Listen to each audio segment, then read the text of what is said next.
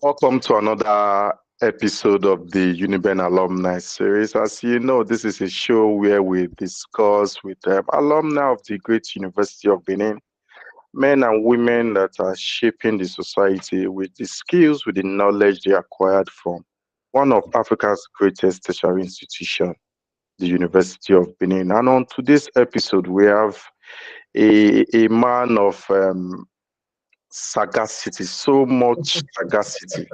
Yeah, that is how I describe him.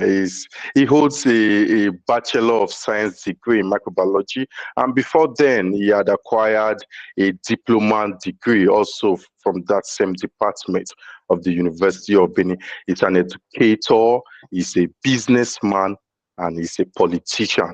He's currently the governorship candidate of the Young Progressive Party in the forthcoming Edo State Gubernatorial election. Is Comrade Paul Okungbowa.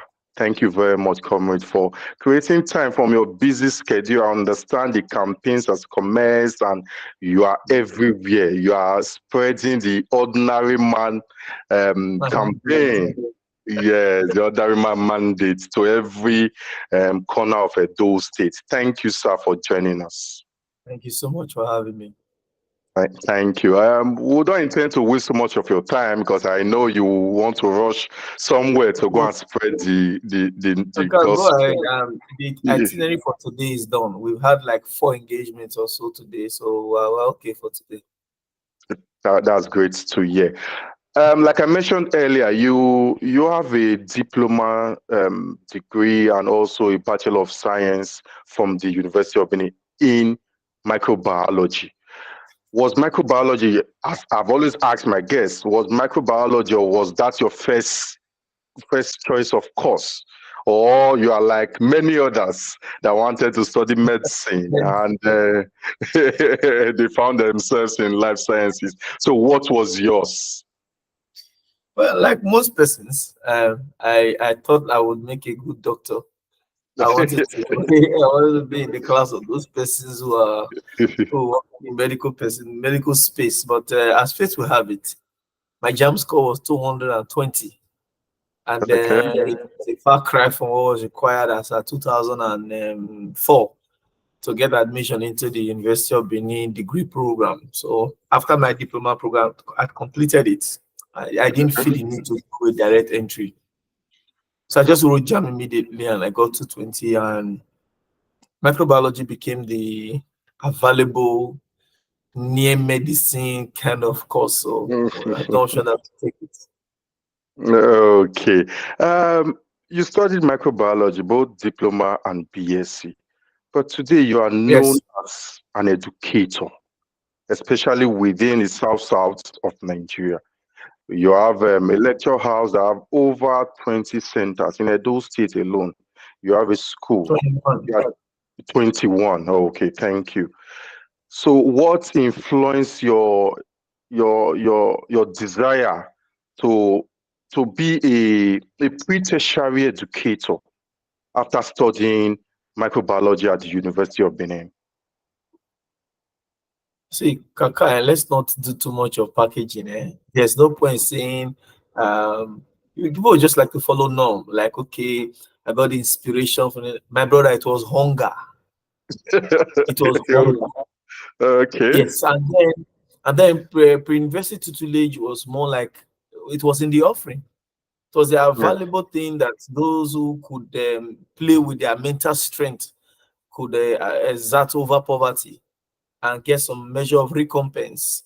It is just that in the course of trying to escape poverty and the copious suffering, then I realized that it was gainful. I quickly realized that the whole essence of even graduating is to get a job and start making money. And so while I saw the whole game, I knew that so long as education was a constant K, there was no point me trying to treat this with kids' gloves. So I gave it all seriousness. I gave it all creativity. I gave it all the push that I needed to. I made it an industry. You know, I recreated the process, and it became enjoyable. The more we were thinking of how to create programs and create other things within the tutelage space. The more people loved it, the more it was working. So it just naturally became something of, it became a revolution of some sort because we started enjoying it. It's not like we chose it because we loved it. We chose it because we saw it as a means to get out of suffering. So when we started it, we started enjoying it and found out that it would be, in fact, it was way more worthy than if I had gotten a job to be working in the lab, having studied microbiology. Okay, that's a sincere response from you, Mr. Okungbowa. Still talking about your gorilla brains, you just mentioned some positive light. What are the challenges you've faced? You have been in this business for quite a while. What are the challenges you have faced in this business? Well, well, every business has its own challenge, has its own hazard. But the pre-university tutorial space, other than the exuberance of young persons who come to class sometimes, some have probably been inundated with bad moral scruples at home. And so if you're not careful, a student will slap you in class, some are unruly, some have become members of certain confraternities in their area. So when they come to lectures, there is this tendency for them to want to exude such. It wasn't much of a challenge though, because of course, the ground home for go school, University of Benin, we know they carry last. And we did not shy off from the space of student unionism. So carrying such notion, when a child wants to start exuding such traits, we know quickly and we nip it at the bud. In some cases, I had to involve the police. In other cases, I had to start expulsion. So basically, it was just those. That was basically the challenge, just dealing with young persons and their exuberance and all of that. Okay. You mentioned your participation in student unions while you were responding to that question, which I know you actively participated in student unions. At one point, you even ran for the presidency of NAS, which was unsuccessful. What motivated you to run for the #1 office as the #1 student in Nigeria? And with benefit of hindsight, what do you think made that venture unsuccessful? Well, first of all, my motivation for NAS presidency was I just needed NAS as a platform to cause national trouble. And because I saw that the educational system was not befitting. And of course, our political elders and our leaders keep fleecing us of our resources. Our universities were ill-equipped. Our environment was like, the condition of toilets in schools, the condition of learning. In one lecture theater, you have almost 500 persons with one lecturer, and the lecturer will not be lecturing. He will tell you there's a difference between lecturing and teaching. So I just I said to myself, if I get to that spot, my first plan was to shut down the entire universities across the country and give the federal government an ultimatum or a timeline to meet revitalizing the educational system, to meet a standard that they will want their own children to attend. Their children were schooling abroad, and then again, they were giving us near education. It was just a mere expression of education. It wasn't education as it ought to be. Very many of us went to University of Benin, graduated, cram and wrote exam and passed. It's not like we became very deep in the knowledge that we went to go and consume just now. So I was seeing that as a means to address that. And then what truncated that move was that the same political class politicized student unionism. When we were contesting NANS, we needed endorsements of some political bigwigs who will hitherto give you their support for funding and finance, because the students unionism atmosphere has also been polarized with money bags. And then again, another very copious part of it was the issue of confraternity.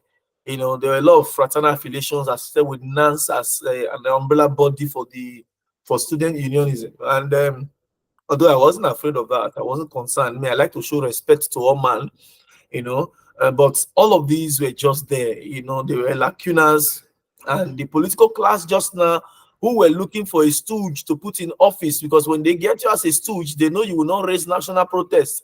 They know you will not shut down the campuses because you are their stooge. You were put there by them.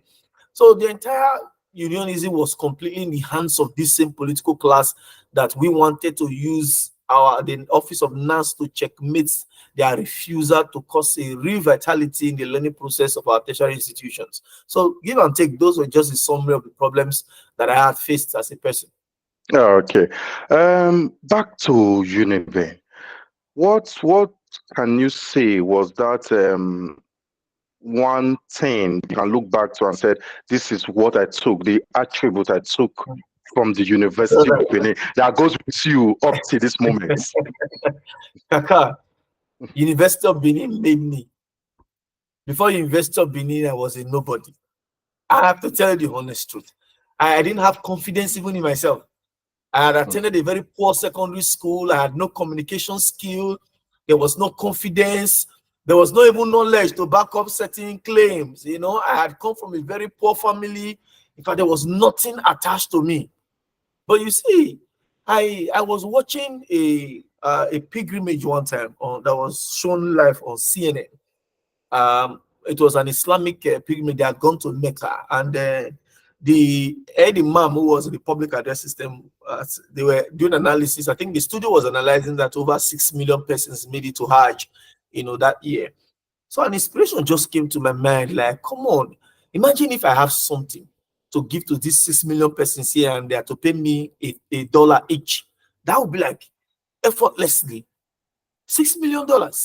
And you know all this fantasy thinking, the one the Pidgin English were doing, will say, Abba say somebody condemn me now, say, you know, I did this Abba say, you know, Abba say God can't tell the head imam, say there's an inspiration for them to pay whatever they like into an account. So I saw numbers. And when I saw numbers, the thoughts in my head became wealth. Like, if I give these numbers something, they'll pay me in return. And there are two ways to get wealth from numbers. Either you steal it from them, or you give them something, service or goods, and they return same back to you. So the moment that ignition caught my mind, I had prepared myself this time to contest as a faculty rep for the then sciences.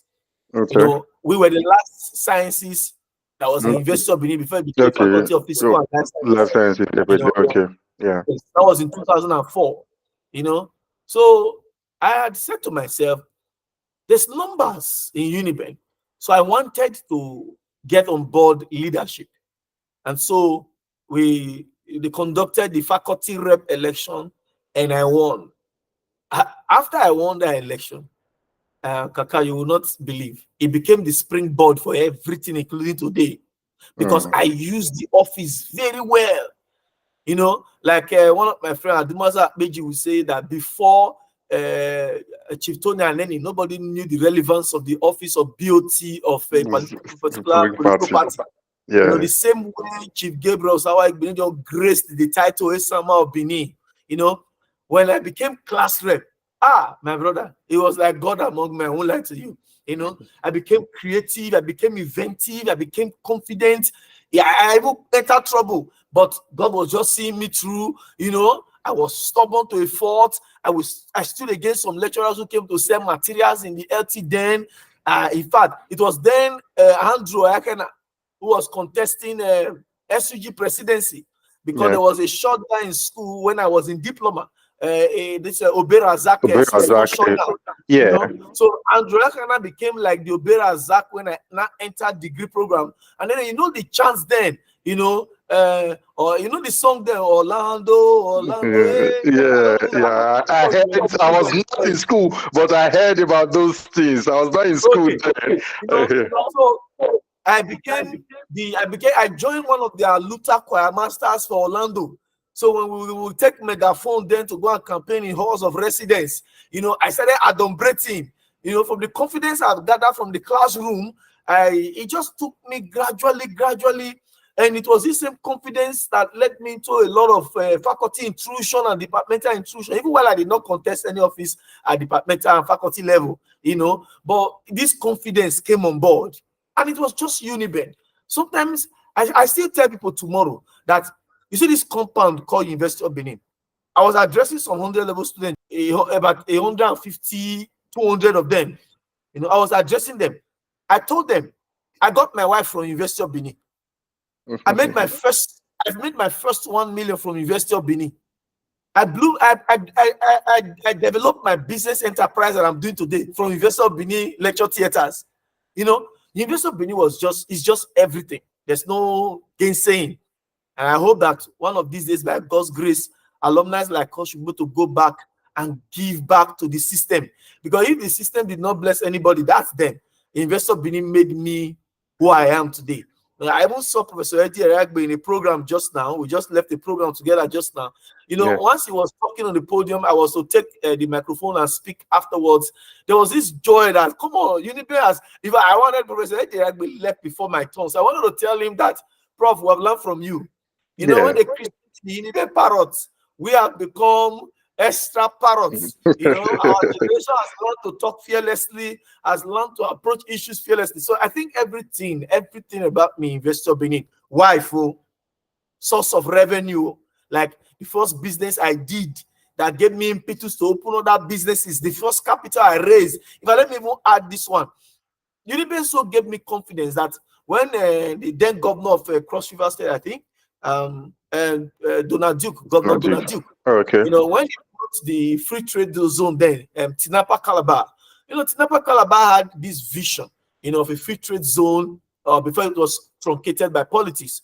You know, there was a widespread advert for Tinapa Calabar on CNN and all that media. So I bought Tell magazine then. Yeah. It was entirely dedicated to Tinapa Calabar.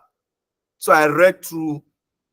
I saw pictures. I saw pictures of the different villages, the resorts, and everything. You know, the next thing I did, Kaka, I just carried Byron and started writing Uniben on the road to Tinapa. You know, if you ever saw that excursion, it was organized by me. Oh. And I had never been to Calabar in my life, so I drew up Uniben on the road to Tinapa, Calabar. And there was this model then in University of Benin. I think she was Miss Commit, Uniben Miss Commit then. Beauty Sandra Igene. You know, there was this picture of her where she wore a skirt and wore this they call it lingerie brassiere, you know, but in her own she used calabash, you know, instead of normal brassiere, it was calabash. So I just took the picture. I saw calabash, then Calabar. I just took her permission and put the picture on the poster, and that's how we did publicities down to BIU. Down everywhere, we did publicities. We left Benin with 132-seater coaster bus, about 318-seater coaster bus. I think we were much that went. And here's the funny thing: I'd never even gone to Tinapa Calabar. So when we got to the town Calabar, there was this inscription on the wall that, you know, when you get to Benin, you say, "This welcome to Benin." Yeah. But for Calabar, then it wasn't. It was an arrogant statement. It was a personified statement. It was boldly inscribed, "This is Calabar." So when we came down, I told Osaze, we used to call him Aristotle, today was in biochemistry, you know. So I told him to take a bag and tell the bag to take us to home and away hotel. And I saw that home and away hotel somewhere when I was checking Calabar in Benin, when I was trying to ask questions about Calabar. So it just take us to home and away hotel. And that's how we located the hotel, lodged the students, and the next morning we started going for sightseeing, pool party, just name it. So it was, Uniben gave us a lot of impetus, my brother. You will not believe it too. If you gather the real Uniben comrades, those who are not afraid to dare politically and dare economically, if you gather us, we will form an institution, we will create a manual for people to read and succeed. That's really revealing, Mr. Okungbowa. Let's talk about your campaign, your political ambition. In September later this year, those state citizens will be electing a new governor, and you have brought yourself forward for that position. You are the candidate, the gubernatorial candidate of the YPP, the Young Progressive Party, and you have this slogan, the ordinary man mandate. Can you share more light on that? Let us know what do you mean by the ordinary man mandate? Actually, Kaka, the ordinary man mandate is a precursor to the main slogan. The main slogan, which has now The main slogan, which has not even earned us interviews on radios now, is actually "Big man, no get our time." Oh, Yes. But oh, why what that? is on our billboards now is "Big man, no get our time." And so, see, the truth is this: I don't come from an aristocratic background. You just heard me tell you the story of what I am today, born and bred and nurtured within the university environment. We learned that when the rich will throw away their sticks, we will convert those sticks to something and commercialize it. You know, we got to a spot where our thoughts were that became that these wealthy guys who are sent political offices and then cannot promulgate a policy that can actually change the lives of people, because that is exactly what it is. I'm sure wherever you are, Kaka, you can ask questions. The president of Nigeria, Bola Ahmed Tinubu, is a wealthy man by all standards. But if you check his policies so far, it is actually a direct slap to the ordinary people. The ordinary people have now been quantized with a lot of economic quagmire. And so when we say big man not get our time, it is that indeed the ordinary people are actually the expendable. Now, also take a cue from the foul statement made by the Senate president just 2 days ago when he said that they must procure a new presidential jet for President Bola Ahmed Tinubu, whether Nigerians are suffering or not. That's insensitive, and that is actually another deadly blow to the heart of the ordinary people. Because when these big wealthy men are sick, the next private jet takes them abroad for medical treatment. Yet they did not learn in the course of the corona that healthcare needed to be fixed. Till today, people are still dying senselessly. I mean, I don't have any problem with death. It's going to come to all men. Marcus Aurelius said, "Death smiles at us all, and all the man can do is smile back." But you see what I have a problem with is senseless death. A situation where headache will just kill somebody. You know, we have poor healthcare system, and it affects the ordinary man. It doesn't affect the bourgeois. It is the talakawas that are always at the receiving end. And so when we say the ordinary man that mandate, it is that first of all, I am an ordinary man. What do I do for a living? I'm an educator, which is the most humble and the most contributing factor to national and state development. I have decided to throw my heart into this trade and make it what it is today. I know the number of souls that we have saved via our cerebral permutation. If you go around the length and breadth of this country, just mention the name Gorilla Brains, they'll tell you. If you have not seen, you must have heard. You know, so we created something that has worked for the ordinary man. But today, our universities are still hugely defunded. And it is only so because the wealthy political elites have their children schooling abroad. Very recently, there was an APC chieftain who went to go and celebrate the daughter who graduated from College of Medicine in the US. And then some people are back here in Nigeria shouting, "Leader, leader, leader, leader." Oh, this child just graduated from a university in the US. Meanwhile, your universities here are ill-equipped. So you see, we got into the race not because we are not familiar with the difficulties in the terrain. The terrain has just now been completely awashed with financial inducement. It is so difficult to sell a manifesto to an average person now in Nigeria because the level of hunger and the impunity from government has eroded their sense of reasoning. But you see, there's always an appointed time. Nobody ever thought that Peter Obi, you know, even after the post-Civil War, there has been bad blood between the North and the East. A situation where an average Northerner has raised the children to see an Easterner as enemy. They even have a slogan in Yamiri. But you see, in the last presidential election, you, I'm sure, would have been amazed of the level of support and solidarity across the northern states. So you see, that time came where people did not want to make choice on the basis of tribe or did not want to make choice on the basis of religion, but they wanted to make choice on the basis of what they were collectively suffering.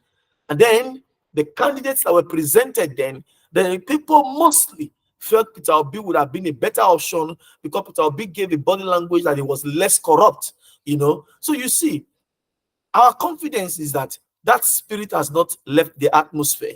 You know, it is better that we are in the race to say that we did try our best than we keep opening on our betting books of lamentation. That all we do is go to Facebook and start lampooning government. when we can simply get in and do it otherwise and do it differently. Bring that sagacity and creativity that was enriched in us via the University of Benin environment. Bring that enriched minds into governance. So we know that they empower those they use. But for those of us that they cannot use, that have independent minds and then the very creative minds, we decided that we will throw ourselves into this race. Because when it rains, it is the same rain that touches Aswe Godalo, that touches Makomiza, that touches Akpata. It is the same rain that touches Paul Okungbowa. There is no difference in the degree of concentration or whatever it is, the chemical components that make the rain itself. There is no difference on the one that drops on them. But you see, the only difference here is that the erosion afterwards only affects people like Paul. Doesn't affect people like the first three names I mentioned. When the insecurity comes, when headsmen enter the farm, it affects the ordinary people. It doesn't affect these big guys because they can afford police orderlies everywhere. You see, when poverty rage cuts in their own poor policies. Remember, a president in the course of inauguration has not even gone to his parlor when hunger started from the podium with one statement: subsidy gone. The same thing they had to revert, they had to go back, hide and be paying subsidy. But yeah, what happened? The Naira collapsed, they tried to float the dollar, the Naira took the hit, the economy became, the economy of Nigeria currently right now is in coma. And who is suffering it? The ordinary man. So we said to ourselves, let's go and share our sufferings and share our prospects and share our ideas. Let us hope that by divinity, the ordinary man will catch the vision that this is his turn. It is the turn of the ordinary people. Thank you so much. You talked about finance. You talked about finance while I was responding to that question. Edo State has 18 local government areas. And I understand, we all know how financially draining it is to contest election in Nigeria currently, especially as a governor. You are expected to touch base with this local government, all these 18 local government areas. How have you been doing it? How financially? Because you need finance for logistics, you need finance for a lot of things. So how have you been going around? As you have said, you are an ordinary man. So how have you been going around with your campaigns? Yes. These establishments, these Yes. wealthy elite people, they designed our political selection process, which is election. They designed it deliberately to be expensive. Now, for example, the same airwaves, the same audience that you will pay a TV or a radio house to talk about business. Let us assume you want to advertise your business. They will charge you, let's say, 2 naira. Okay. But when you want to talk about governance and the need for them to vote for you, they will charge you 15 naira. That's to put it mildly. For each time we appear on radio, the least we spend is 140,000 naira. And we have been on radio for more than a month. Now, I agree that they've somewhat made the electoral process expensive. But you know what I know, Kaka? What I know is this. The big man just now is going from communities to communities and he's giving money to those they call mobilizers to bring people out. And then they put canopy outside, play music. When they come, go and check all the videos. You will never hear wisdom. You will never hear manifesto. All you hear is either insults or tantrums. The other one was saying that pastor during the day, AK-47 at night, pastor with acid. Is it acid we came to vote for? So these guys know one thing. Just use money to keep fooling the people. If they have vision to share, I've been talking every day, Monday to Friday for the past, I think it's about a month and 2 weeks now. And here's what happened. Surprisingly, we now discovered that when we are on man around town talking, we are covering more people than they that gather people in some corners and they give money to mobilizers to bring them out and they show it on news. We realized that within 1 month of deliberating with people with ideas, we were able to form our 18 local government offices because the YPP didn't have such broad structure before I came on board. Just like the way the Labour Party was just a political appendage before Peter Obi gave it the luminity that it enjoyed, So, but within 1 month, we have had 18 local government offices furnished. And then, very importantly, we've had people saying they want to join the party. They want to join this your movement. They want to join this your movement because for every time we talk, we leave phone numbers for correspondence. Guess what? So far, we have received 7 offices donated to us by just ordinary people at ward levels. We are spreading to ward levels now. And it's another important thing. The membership strength of the Young Progressives Party has, for the first time, my party recognized that there is huge influx. But here's the amazing thing. Do you know we have also gotten the campees from APC, PDP, Labour, and Accord Party, and SDP. We have gotten people. In fact, in the Igwebe, the LGA chairman of Accord and his 10 ward chairman all defected, came to YPP. They've been inaugurated. We've given them new office, and they've started their work because they said the things that we are saying on radio is what's getting them. So it's naturally, Kaka, we have been able to, in a very subtle way, it's still evolving. We have been able to start a voter revolution. There are several persons who call our lines these days and tell us, I never wanted to vote again. But because after I listen to you talk, let me go and vote for the last time. And so we feel like greater than the exodus of Peter Obi's emergence is here because we are making sense to the ordinary people. We are telling the ordinary people that we will not live too long in this life. So why suffer before we die? Why don't we, the ordinary people, anoint another ordinary person who shares our faith, but then who carries the requisite ideas? And if driven by government policies, we can all at least live an extraordinary life. So the ordinary man mandate just now is resonating with the ordinary man, the ordinary boy and girl, and it has been able to cut across tribal concerns. In the course of the precursors to the elections, to the campaigns being lifted proper before people became candidates, there was this widespread Issa agenda, which for me was promulgated by the elites, because when they want to divide us, they will bring forth religion and ethnicity. But the Asian boy just now has heard from my voice that I'm more of his brother because I'm interested in him than the big man who doesn't know him, who has never used his big money to come and affect lives for him. We have been able to prove to the people just now that the wealthy man is not bringing his money to government to make life better for us. After all, Tinubu is a wealthy man. The moment he got to office, life got tougher for all of us. So there are natural school of thoughts by itself. In fact, the election is taking a lot of lessons from reality. The last one that Babio did also added to our voice when we keep saying that big man no get our time. The ordinary people must queue beyond. Babio recently just accentuated that concern. If you want to have a typical example that the big man doesn't have your time, Kaka, in all your degrees, in all your good looks, assuming you were not married, let one big man's daughter be your friend. The first question to ask her, who is his father? So we are not out of place to have said big man no get our time. Okay, still on your ordinary man mandate.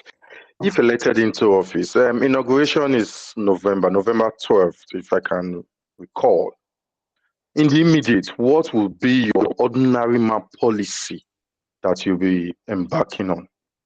Kaka, what we summed up together is a working manifesto, and I refuse to put it in writing because you see all those manifestos they are writing. Now say they contracted it to statisticians, to some brilliant minds to put together for them. So I documented my manifesto in videos and put them on the campaign page, and I tell the people, go and watch it, see my body language, see if I'm trying to make a fool of you or not, see the originality in what I'm trying to say, see how we're going to do government differently. So our major battle is to eradicate poverty to a reasonable extent. And so all we have laid at mostly are wealth creation programs. I remember when I visited the Oba of Benin, I gave him very lucid thoughts of how we are going to create wealth and cause a lot of economic rebound and employment leveraging on agriculture. And what particularly endeared the Oba of Benin to that project was that it was practical and it was different from the way they've been doing the whole agricultural thing before. So the Oba gave me his name and said anywhere I go, I should tell them he sent me. And I asked his palace chiefs to stand up, stretch their staff towards me and pray for me. See, if I didn't make sense to that Oba, our Obas are scholars, if I didn't make sense to him, I'm not sure he would have gone as far as praying for me. It is that thing that I've been discussing that I've brought to governance, wealth creation, taking the people out of poverty, using what they are God-given natural deposits to better their lot before they die. I also remember when I visited the very respected Chief Gabriel Osawa. After I had unbraided some ideas with him, he gave me his property opposite Glass House in Airport Road. So if I didn't make sense to him, you think he would have done that? He wouldn't have done that. I remember in 2010, I built the biggest software in Nigeria, in Africa. Globally, it was bigger than Facebook. And I didn't study computer science. I reckon that I have a mental strength that is not so surface. I did not tell you now that I have money, but my brother, I get sense.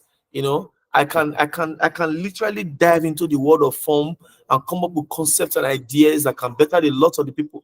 So most of the economic revolutionary and economic revitalization ideas that we have documented in series are all on my Facebook wall, which is the Okungbowa Paul Obvokhan with the blue tick. I want people to go and just watch it. I did not say read it. Somebody once said if you want to hide something from a black man, put it in print, put it in books. And it is not everybody that is gained that is blessed with the cerebral strength to be able to consummate a print. Some may even read and perhaps not understand or digest proper. But you see, the one you communicated, even the lamest of mind will see through and through. And so that's what we have done. And so it would have been fine for me to take punchlines on them. In the area of security, I built a program that can secure everywhere in Nigeria. The video is on my Facebook wall. And you know what I also did? From profiling solutions to security, I was able to cause an economic rebound with it such that our security architecture, if we run it across 4 million homes in Nigeria, can generate an average of, let's say, worst case scenario, between 600 to 700 billion naira, which is a standard of IGRO and federal allocation. On education, I was able to come up with an educational program that trumps what you have today. Knowledge consummation process is something that is still obsolete within our ministries of education and within our government. I want to make our education system more perceptive, and in doing so, it's going to also create wealth. I tested it in the course of Corona. People were paying me all the way from UK, all the way from Canada, US, to have the program run. So I believe I can create wealth for teachers wherein they don't have to live that normal life or the average life. There are a lot of beautiful ideas that I've put up in my campaign page, and I want ideas to win. I told God that if it is your will that an ordinary man will win an election, it will be that the people will catch the vision that I'm sharing, they will run with it, and they will resist the high and mighty. See, Edo may never have witnessed the kind of election that we see just now. Kaka, when the true Comr enter a race with big men, and in an ordinary man when he gets street, don't forget, I've been leading generations of young people for the past 22 years. If there is any person that is actually known in Edo today among all the contestants, Kaka, you can attest that I'm better known than any of them. And I'm not trying to curry yourself because you may be a supporter of one of the two or one of the political parties, but in my program, there is no year I don't play direct host. There is no year I don't play direct host to worst case scenario between 8,000 to 10,000 young persons. I've been able to indirectly and directly affect thousands of lives. There are many I don't even know, but they know me and they are here.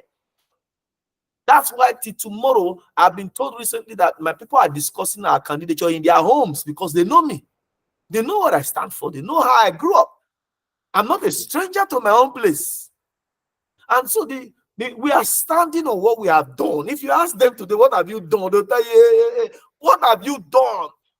Me, at the age of 40, I have more than 500 staff working for me, and they all resident in Edo paying taxes to the Edo State government.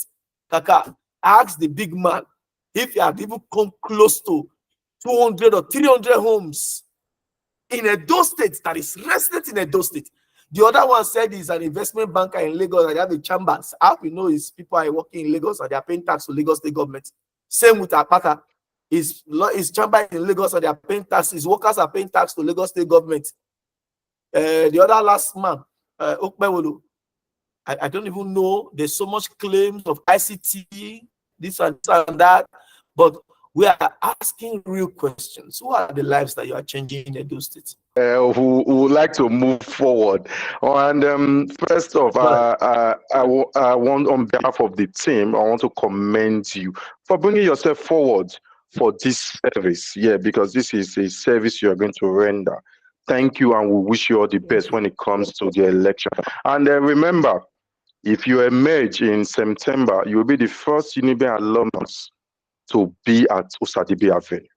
Uniben has never had.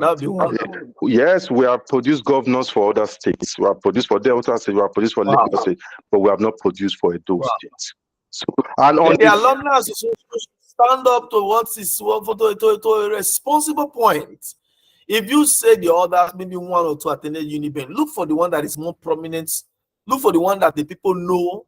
And queue behind them. We can win. University of Benin Alumni Association can fund an election such as this and will defeat these gladiators. That is correct. We will leave that to the association to ponder on. Lastly, let's go back to Uniben.